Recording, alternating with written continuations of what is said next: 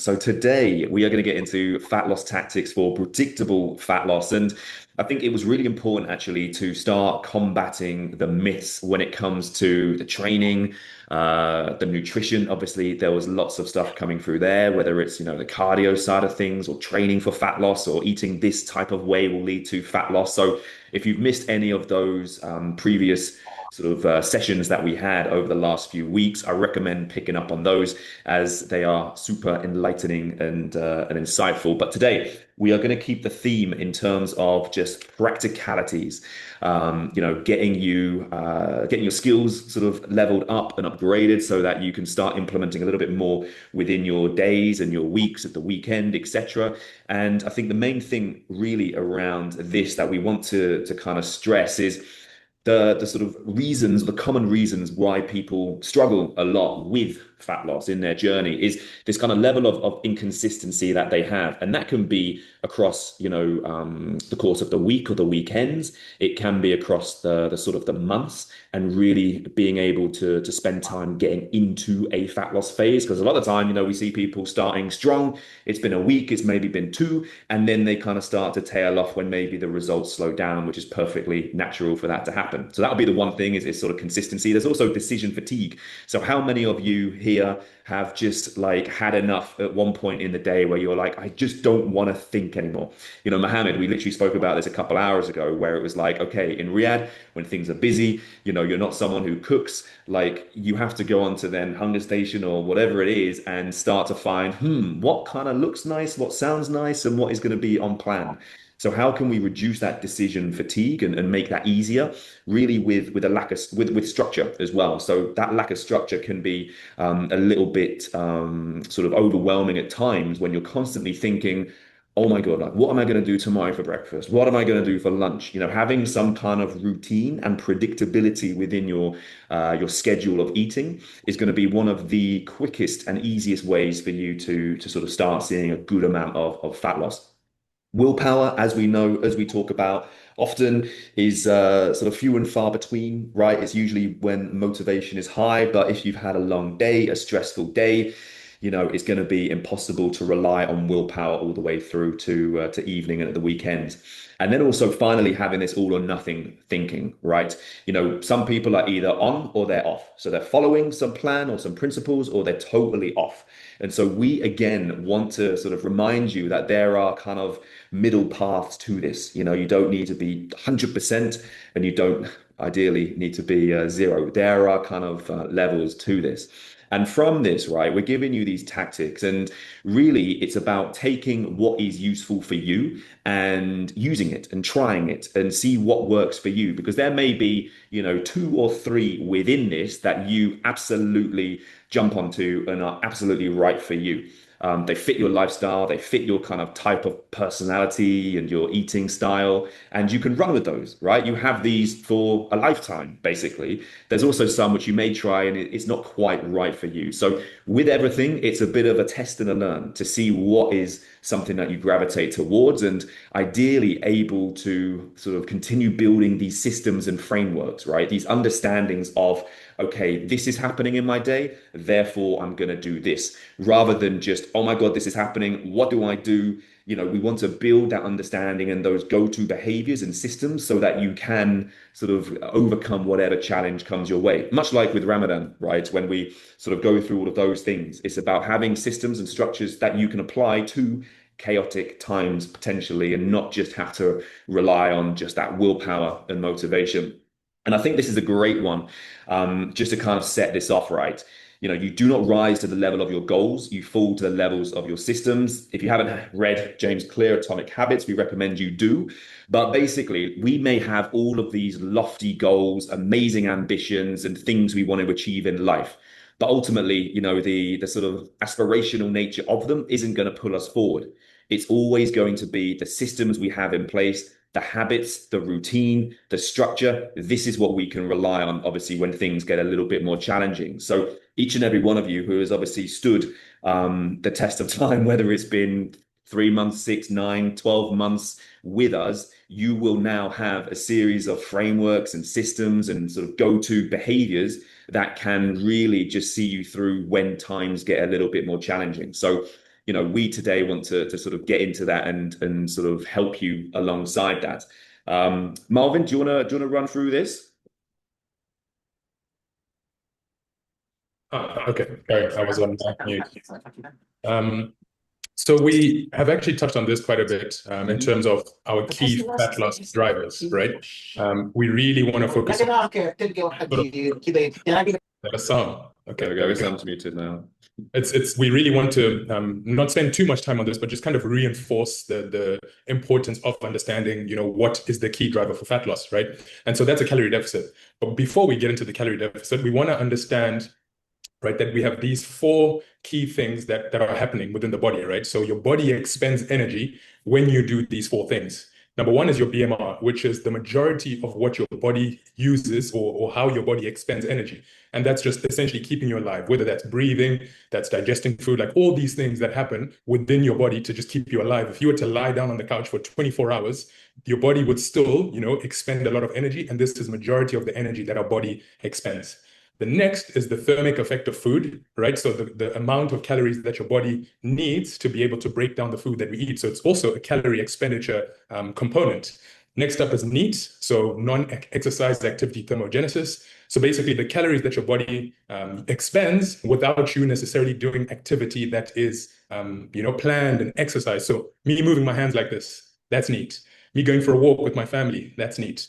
Things of this nature. And then at the very end, accounting for approximately 5% is our exercise, right? And so this is one of the reasons why we were trying to hammer home the point that we're not exercising to lose body fat. We're not exercising to burn calories. We're exercising because it makes us healthy, because it helps us build muscle and all the other positive benefits that we get from exercise. So really important to kind of go through this and reiterate all these things here. And so to come back to what we need for fat loss, right, is a calorie deficit. So if we are consuming less food than our body expends, so which is right at the bottom over here, then it means we will get fat loss, right? And then if we are eating more food than our body expends, then we're going to gain weight. So in the middle here. But if we consume the same amount of calories that our body uses through the daily basis and all the things that we're doing, then our weight stays exactly the same. And so it's really important to drive this home that to get fat loss, it's about a calorie deficit, eating less food or taking in less energy than your body outputs or uses or expends. And then we get into now the key drivers of fat loss, which obviously we want to be 80% consistent with our targets, right? So we've talked about the calorie deficit in itself, but how do we get to that calorie deficit, right? We're consistent with our targets. Every one of you has different targets. Some people it's 10,000 steps, some it's 8,000, some people it's 4 servings of protein, some it's two, like it differs for every person based on your individual goals and needs. So we want to make sure that we're hitting these, like Pete said, not 100%, because that's obviously virtually impossible. We're not robots, but also not 0%. Otherwise, you wouldn't be here, right? So we want to make sure that we're getting this at least 80% of the time. We're consistent over weeks, months, right? Not perfect for a few days, as we often see with people that have gone on very strict binging type, very strict diets within they then binge, right? So they're not consistent over weeks and months. They're seeking perfection over a few days, which then leads to binging and essentially going through this vicious cycle. Sufficient protein intake, we all know how important that is. We won't go into that further. Minimizing the frequency of issues, right? Making sure that you've got these systems in place that we spoke about earlier. The time it takes you to get back on track afterwards, once you've had these issues. So, for example, we've just had Eid. A lot of people have just been traveling. People have been getting sick. And so we are having quote unquote issues, right? The longer it takes you to get back on track, the harder it is for you to maintain a calorie deficit and for you to, obviously lose fat and see progress within your body. Managing hunger and cravings, obviously a really important one. We've got some tactics to get into on that. And then building sustainable lifestyle habits, arguably the most important, right? Because we're doing this for us to not only get rid of fat, but to keep it off, right? We don't want to do this for 30 days, 60 days, 90 days, and then that's it, halas. We want to keep going. I heard a stat earlier on that, Marvin, and I'm sure you probably heard of it as well. It's like 85 to 90% of people who go through or who lose a amount of body fat will regain it Yeah. after a year, which is a crazy, Yes. crazy stat, like 85 to 90%. And so with this one, even though this is the kind of the yawn thing, a little bit Most boring, important. it is the thing that is going to make you be in that sort of 10 or 15% of people who are able to keep it off for the long term. And So we know why they're not able to do that, right? It's because they don't do all these things, right? They're not consistent with their targets. They're going for, crazy, sort of lofty, unsustainable and very restrictive, type of diets. So I'll let Pete take over with the tactics to kind of kick us off. Okay, so first up, we have protein anchoring. And Marvin a moment ago was mentioning how important the protein side of things is. So I'm going to sort of emphasize that a little bit more. And really, I think this is probably one of the priorities when it comes to the nutrition, right? We need to build every meal around a protein source. And this, to be honest, even applies to your open meals, whether it's fried chicken or a burger without a bun or whatever, right? We need to build every meal around a protein source. Protein, obviously, as you train and you're weightlifting, you're strength training, you're doing your cardio, whatever it is, it's going to support that muscle retention when you are in a fat loss phase, right? If you are not getting enough protein in, then you risk losing muscle mass if you are training, right? Or if you're not training, right? And so part of that as well is going to help reduce the cravings. It's going to satiate you. It's going to fill you up. I'm not sure of many people who can overeat a steak, for example, but we have obviously our sort of eat more, eat some, and eat less kind of hierarchy of things, right? And so these are literally the ingredients you can use when it comes to creating your meals. Everyone here is going to have different preferences when it comes to, what meats they like and what foods they like. And so really you can use this kind of thing to say, okay, breakfast, I kind of like, maybe the eggs and the turkey and Greek yogurt and these sorts of things. So how can I build meals around them? For example, one day you may think, okay, breakfast, I'm going to have some protein powder with my Greek yogurt. And that's going to be what, 40 grams of protein. Amazing. Great start to the day. I'll have some fruit alongside that, some berries, some this, some that. Or you may think, okay, let's go and base my breakfast around eggs. And I'm going to have 3 to 4 eggs, and that's a really good serving of protein to start me in my day. Now, these are really like the whole food type sources, the kind of minimally processed stuff. Here, as we get into kind of ground meat and protein bars and protein powder, chicken wings, these sorts of things, they're a little bit higher fat and more processed in some kind of way. So we don't really want to base all our meals around these options. We want really these options, right? The good whole food, unprocessed types. And then when it comes to the eat some or the eat less side of things, right? These are where you're probably are going to be in the free meal category, right? The cheat meals, where maybe you've got your fried meat, you've got the high fat ground meats, these sorts of things. Like we want to minimize how much of these we get and really focus on building, like anchoring our meals in these whole foods. And really, in order to kind of implement it, what we're looking at is probably the least in terms of servings per day of protein any of our clients have is like 3, right? That is the target. Some people have 4, some people have 5. So literally within your day, you just need to think, okay, how can I include 3 servings of protein? Okay, I'm going to have my eggs in the morning, my tuna and salad for lunch, and then a chicken breast for dinner with whatever.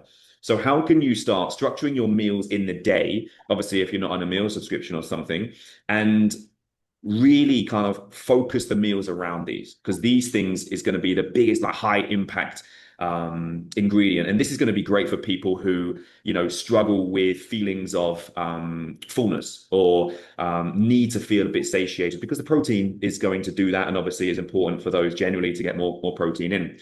Now, volume eating. This is one that I absolutely love because I personally like feeling really full after I eat. And so when you're in a fat loss phase, because you're limiting the amount of food you can eat, you are essentially reducing the sort of the mass in your stomach when you're eating. So the volume eating is all around using high volume, lower calorie foods to stay fuller for longer.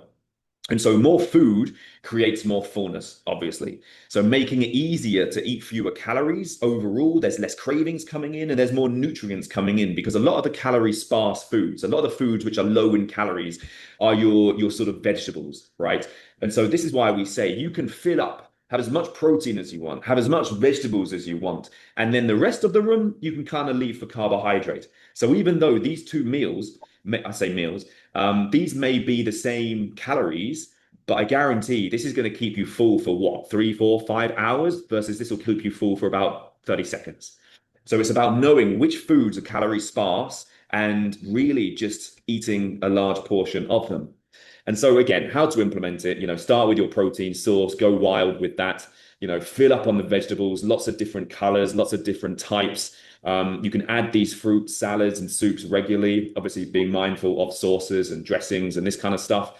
And also reducing the calorie dense foods rather than totally eliminating them. So it's not huge portion size for these. So this really could be great for you if you like eating big portions. Clients who are always hungry, right? If you have a big breakfast where you've got like 3 or 4 eggs, you've got some vegetables alongside that, then that's going to keep you full for a long period of time. People who also hate traditional dieting, because dieting, I think, has that feeling of being constantly restricted and that you can't eat a lot. So literally pile on the veg, go wild. And also this one is probably not best for people who are using GLP-1s or who have had gastric sleeves, just because obviously you struggle or they struggle with just getting enough food in, full stop. So, adding bulk to that is not going to be the most sensible thing to do. So this here, you can screenshot this. Obviously, it's in the resources. We can send it to you afterwards.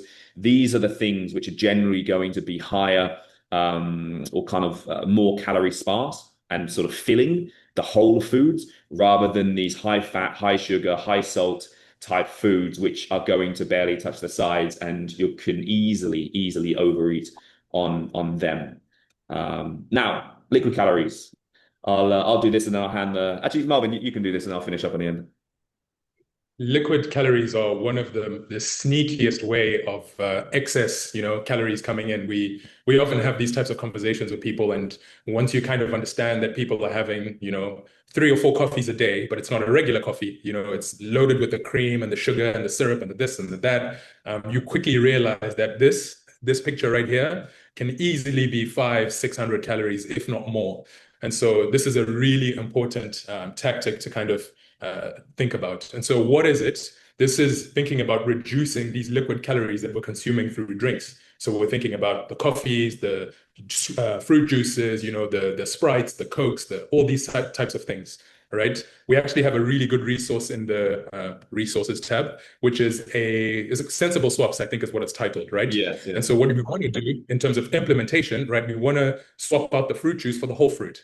And the reason why is obviously just the calories, right? But also what we find really interesting is that when you eat one whole fruit, right, there's significantly less sugar coming in, so calories, but also the fullness is the other benefit. And then lastly, the amount of fiber that you're going to get from eating a whole fruit versus a fruit juice is significantly more, right? And we obviously know fiber helps with fullness, digestion, and just overall health as well, right? Added sugars or syrups, we want to swap those out for sweetness. Tea with sugar, go for without sugar. Obviously the full sugar soft drinks. I know Pete loves his Diet Cokes. And obviously we've already kind of touched on the sugar beverages, the coffees and all sorts with added stuff, right? Go for the black coffee and maybe even look at potentially reducing your coffees as well, right? Because that also points to, are you relying on this for energy and sleep? And, that's another rabbit hole we could go down. And for those that do enjoy a wine or a beer or even the 0% ones, often people then end up with more sugary drinks. And so going for a sugar-free mixer tends to be a really good sort of swap for that.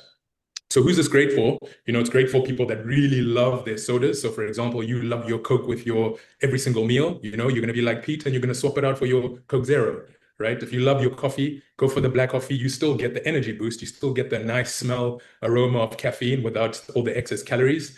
And like I touched on earlier, right? The clients that say, oh, I don't really eat that much. And then you quickly find out that all the excess calories are coming in from liquids. So environment design is the next tactic. And this is one that I personally love. Full transparency, I've never gone through more than a month of trying to be in a fat loss phase. However, this is something that has just really stuck with me in obviously coaching clients and even just understanding my own habits with nutrition, right? We all know, there's the phrase, you are the product of the 5 people closest to you, something like that along those lines. And so essentially what that is talking about is about your environment, right? You become similar or like the people that you spend the most time with. It's because of the environment that you're in. If we take it across to food, right? If you're in an environment that is full of all sorts of, treats and snacks and all these things, I don't care how strong you are in terms of your willpower, you're going to, just fall to those cravings, right? And we spoke about the habit loop when we did the cravings sort of group call, which is again in the resources. And so I'll go through this really quickly.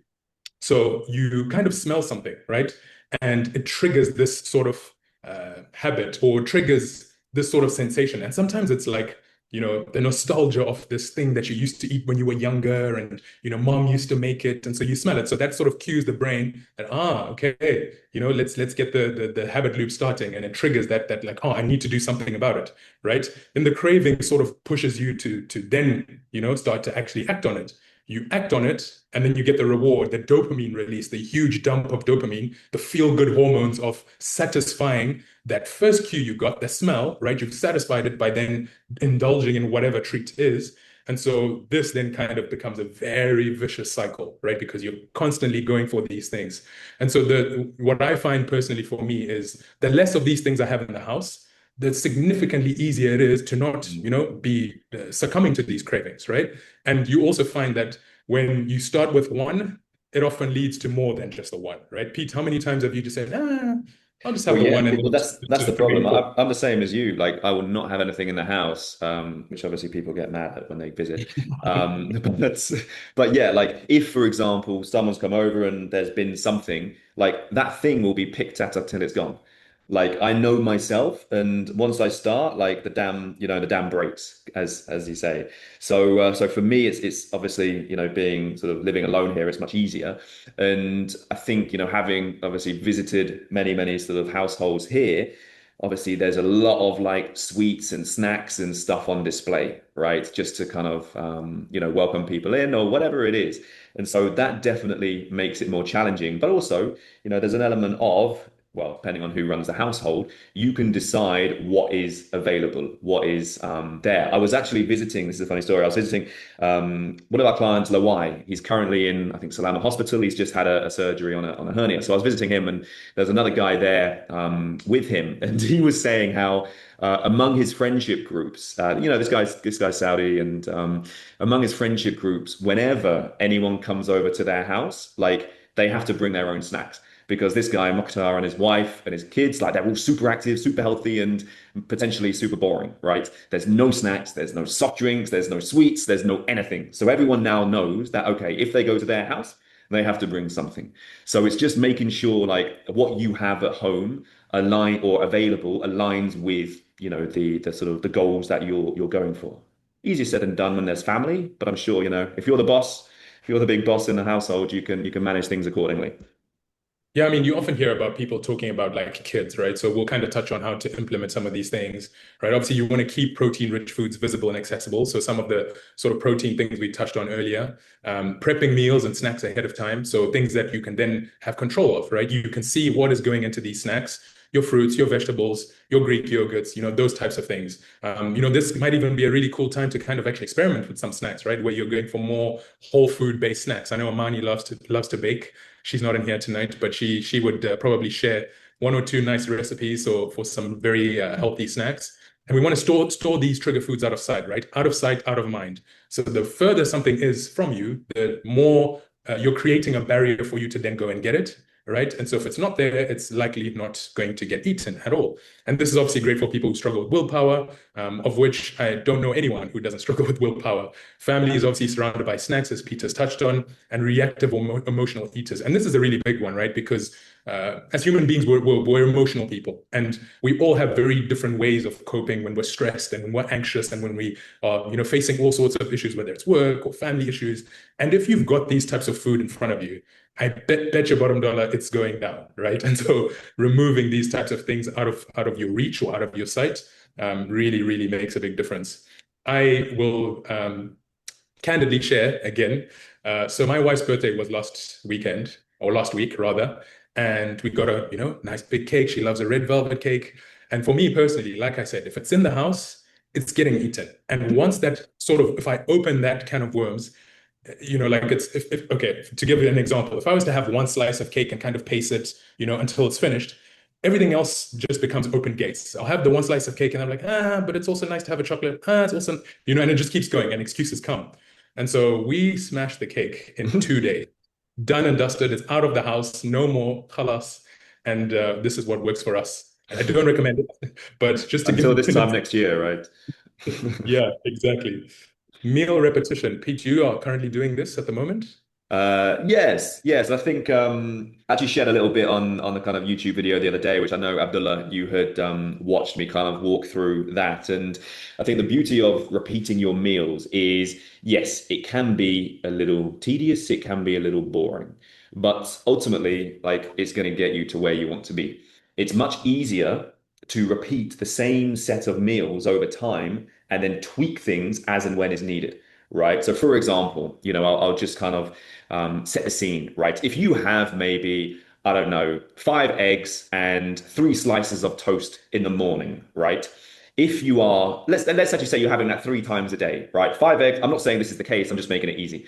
5 eggs, 3 slices of toast. Okay. If maybe you were doing that for a month and you lost 2 kilos and then your weight stopped, right? We know, okay, something needs to change. And so now it's very easy to say, okay, in two of those meals, remove one of the slices of toast and then stick with that. And then you see another weight loss for another month, another sort of 2, 3 kilos. And then again, your weight plateaus.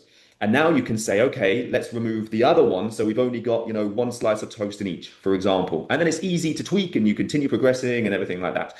So I'm not saying obviously just eat one meal forever. I'm saying kind of have a series of meals for breakfast, maybe 2 or 3 that you can rotate and you repeat and you like, but you kind of know that it's high protein, lots of nutrition in it.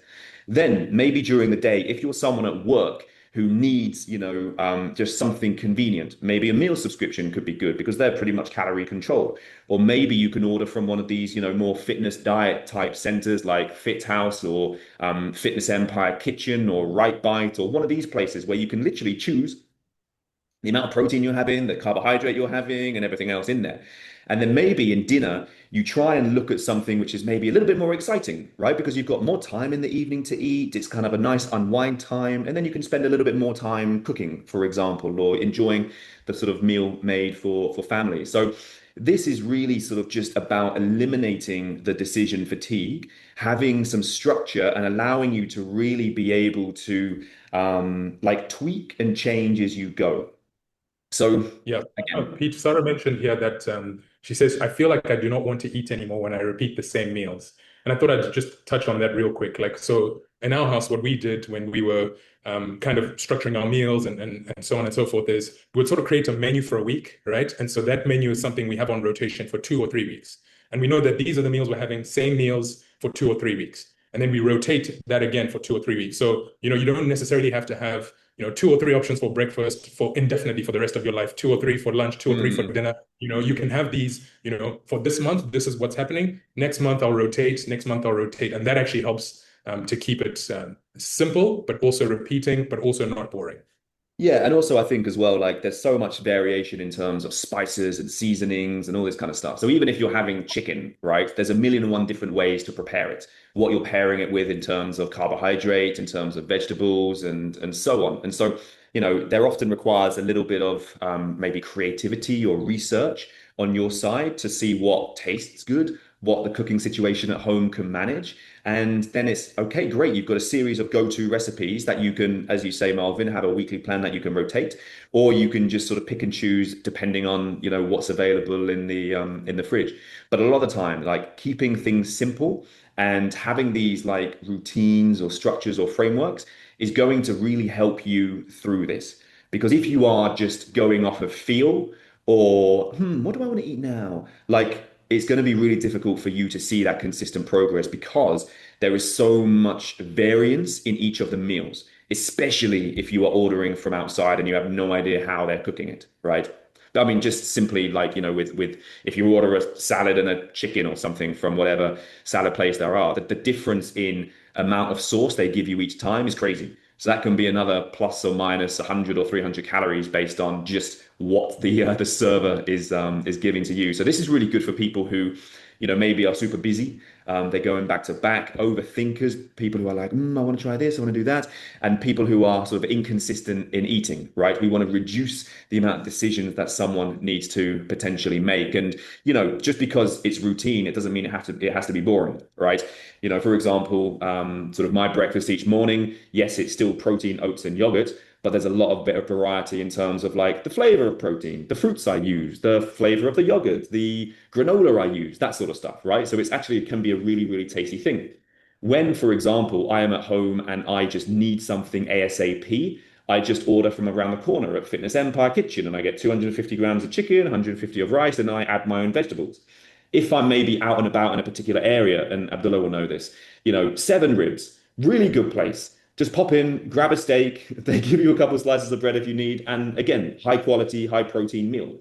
But then you're like, there's all these other sort of options that you can sort of create yourself to really sort of enjoy the taste, get high levels of protein in, and just have a kind of system and a framework. Because if you put in the hard work now of, okay, I'm going to sit down, I'm going to create a meal plan for a week of what I like and what's possible with my schedule, etc. You've done the hard work and now it's just doing it. And then you can see if it works for you and then you can change and you can adapt. Because I think, Malvin, you've had this quite a few times with different clients who have shared, meal plans that they've created. And how has the success of that been?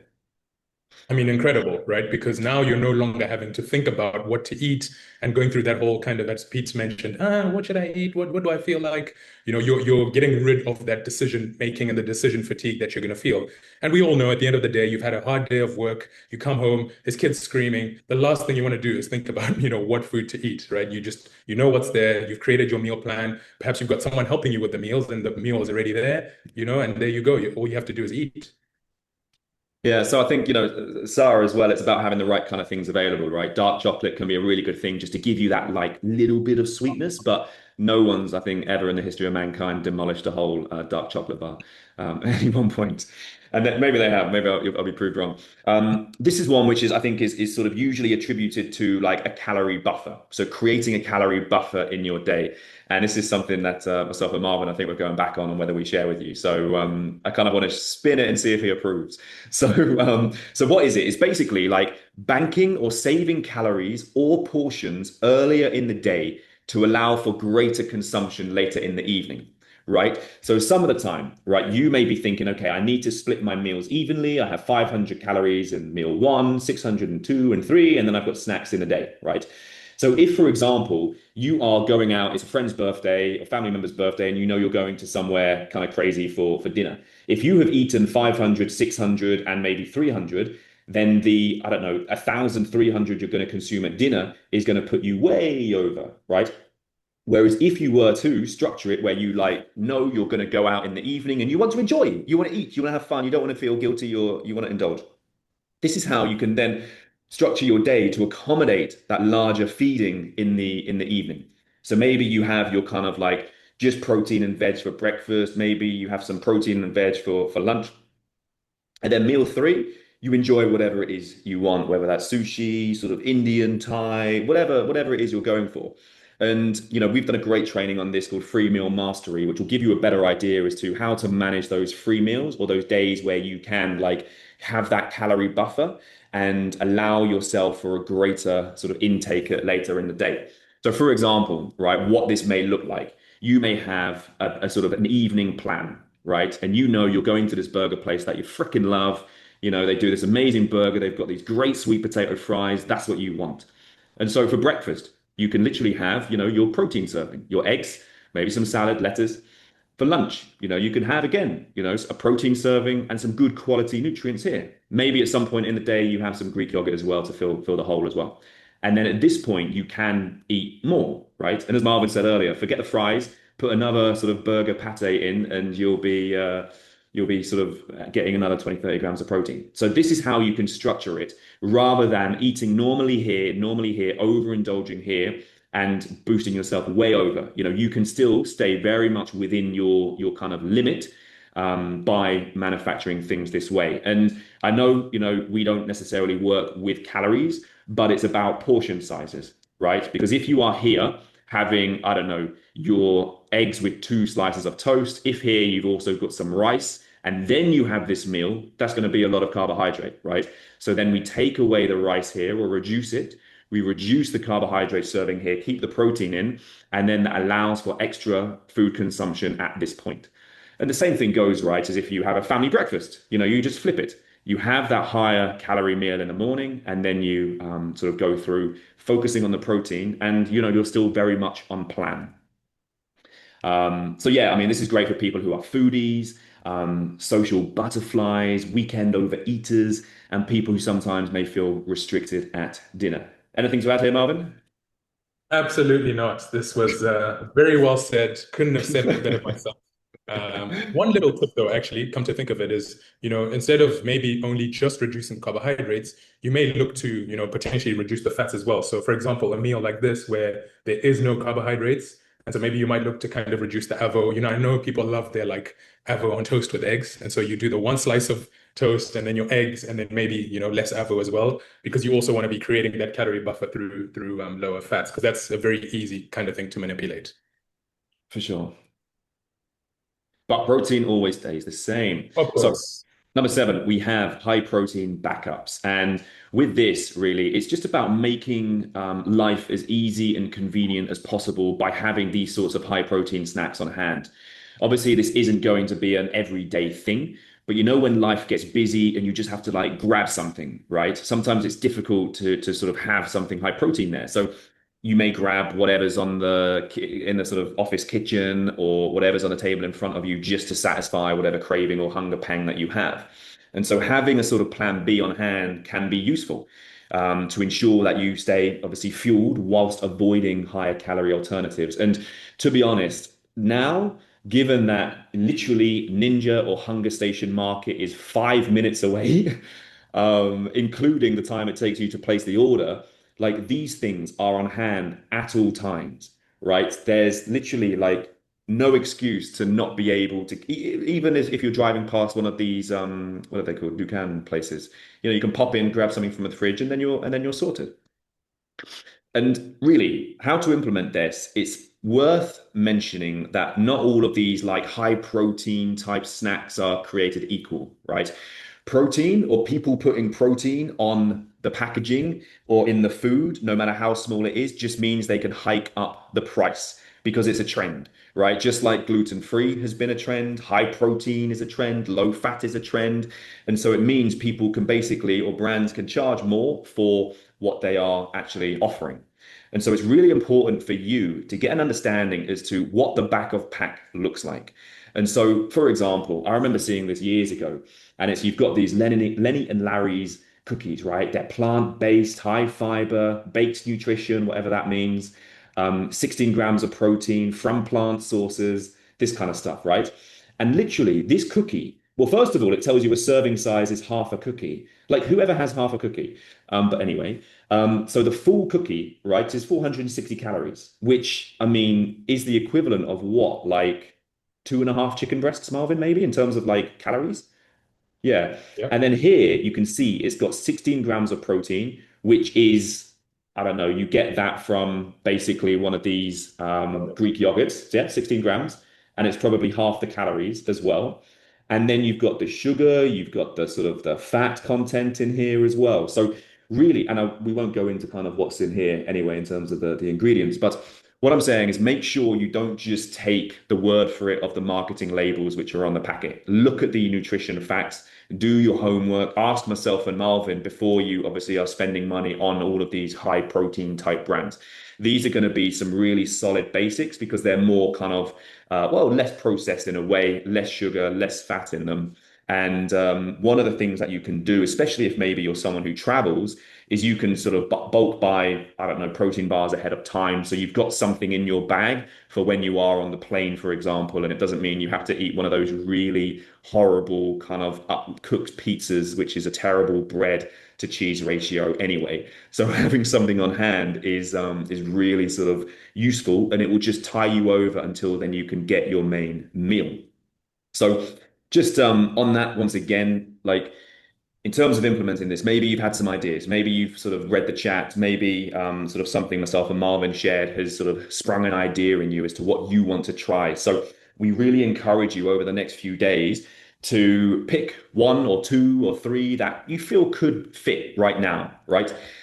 Test them, give it a go, see how it works, observe what doesn't work, observe what does. And then, we can chat about it. We can adjust the results based on, or just sort of the strategy or the tactic based on what you find. Right. So, for example, Sarah, if you are in a position where you've tried kind of having the routine of eating things and it's worked really well, great. then let's see how we can introduce a little bit more variety into that, a little bit more excitement at times. And I think, Abdullah, you, I think, are someone who's probably tried most of these things. And from what you're saying in the chat, right, you've got I mean, you're great with your protein anyway. The sort of calorie buffer has been abused and overdone, maybe, but it can be really useful. But then also the sort of volume eating can be super, and repetitive meals can be super impactful to you actually seeing good progress. Because ultimately, that's what we're all here for, right? We are here to see some amazing results, but that takes a little bit of like moving away from what you've done or what your default is, because ultimately that default, those set of habits and behaviors has got you to the position that you are now.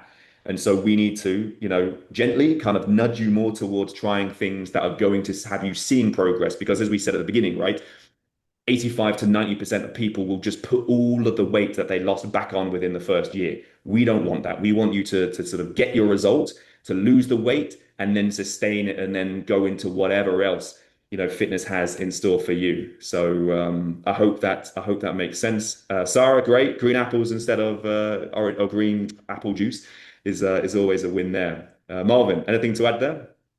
Yeah, that's interesting, Sarah. There was I remember doing the numbers. I don't remember what the actual numbers were, but it was like the amount of potatoes that it takes to have one bag of chips is like three or four, maybe five, right?